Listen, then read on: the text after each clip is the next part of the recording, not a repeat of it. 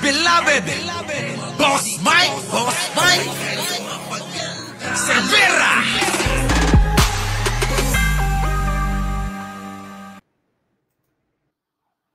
Magandang umaga, magandang hapon at magandang gabi sa amantako ng mundo naroon kayo. Siyempre magandang buhay na rin para sa ating lahat. Eto na mga kababayan, no, mag-iingat po kayo. Nako, Diyos ko po, eto na naman yung pagdami na naman ng biktima ng COVID-19 na hindi pa rin pala nawawala. Nakakala natin wala na yan di ba? Pero ngayon, eto parami na naman ang mga nagiging nagkakasakit at nagiging biktima nga nitong COVID-19.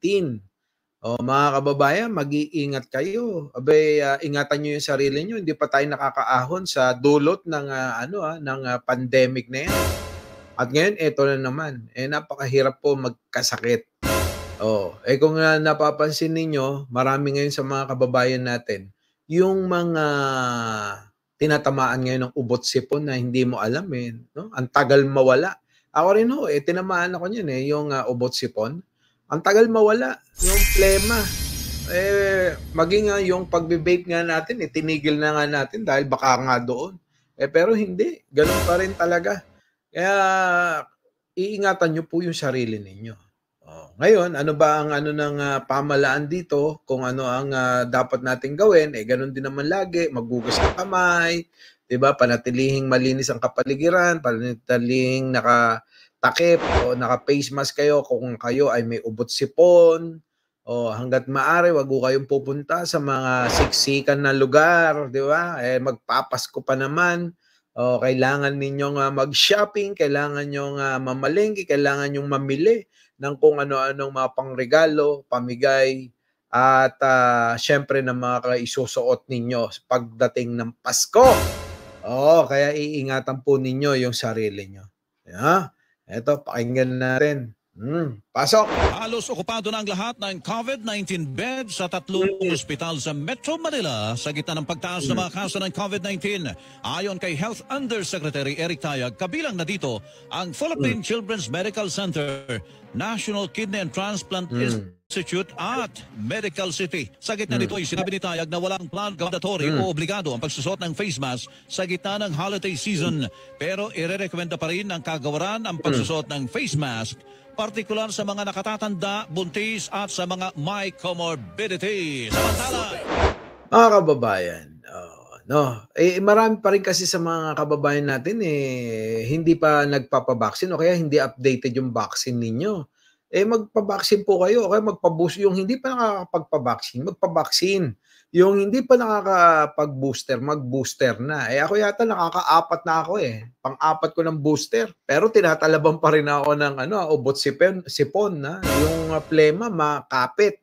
Halos hindi nawawalan ka ng boses, mga kababayan.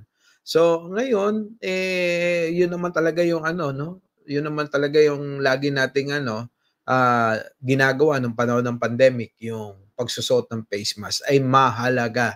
At syempre yung pagpapabakuna. At syempre yung pagpapabooster. Wag niyo pong isasawalang bahala. Pagka nagkasakit tayo, problema naman yun, dagdag gastusin na naman. Hindi ka makakapagtrabaho, di ba? Sana wag naman dumami. Siyempre, sa loob ng bahay, yung mga matatanda, yung mga may sakit na, yung may mga nagme-maintenance na, dapat ingatan nyo yung sarili nyo. Medyo iwas-iwas kayo sa matataong lugar. Dahil alam nyo naman yung di ba? Alam nyo naman yung COVID ang bilis kumalat yun Diba? Natatandaan nyo nung panahon ng pandemya, ang bilis Kahit na anong lockdown yung gawin, wala namang silbi. Dahil lahat din nagkaroon ilan lang yata yung mga Pilipino na hindi tinamaan ng COVID ang problema ngayon natin, hindi pa nga tayo nakakabawi, eto na naman. Eto na naman yung problema. Wag naman sanang i-lockdown pa itong umabot sa pagla-lockdown itong nangyayari ngayon na pagtaas ng COVID. Dahil marami na naman mawawalan ng trabaho, marami na naman yung mga di ba? magkakasakit at makikipagpatintero kay kamatayan. Nung panahon ng COVID, ang daming namatay, di ba? Yung wala nang mapaglagyan sa loob ng ospital. Ngayon, okupado nga lahat itong ilang mga ospital natin dito sa Maynila sa mga may COVID. Ibig sabihin okupado walang bakante. Di ba nga yung mga namamatay noon nasa kubol lang, doon lang sila inaabot dahil nga puno lahat yung mga ospital. Ang hirap kaya ng panahon na yun. Pero walang gamot, tapos yung gamot pa, biruin mo, kailangan bilhin mo sa labas, naka-black market. 'Di ba? Kung yun yung panahon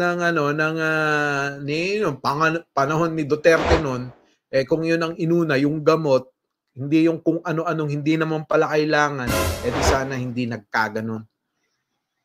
Yun po yun kung yung matatandaan, yung issue nga dyan sa Parmalee na bilyon-bilyon, yung kanilang inubos dyan. Ngayon nga, nai-issue nga dyan, yung si Michael Yang na drug lord din pala daw, di umano. Ay, nako.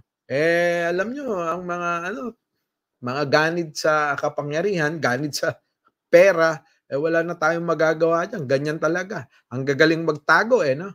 Anyway, mag-ingat po kayo mga kababayan dahil hindi po biro-biro yung tamaan ng sakit ng COVID. Ang hirap makarecover at matagal makarecover. Muli, Mike Cervera po, laging nagpapaalala, mahalin natin ang ating kapwa, ipagdasal natin ang ating bansa. Magandang umaga, magandang hapon, at magandang gabi sa mandako ng mundo naroon kayo. Siyempre, magandang buhay na rin para sa ating lahat.